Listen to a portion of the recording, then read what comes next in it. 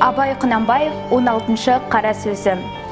Қазақ құлшылығым Құдайға лайықты болса екен деп қам жемейді. Тек жұрт қылғанды қылып, жалынып жүрсе болғаны.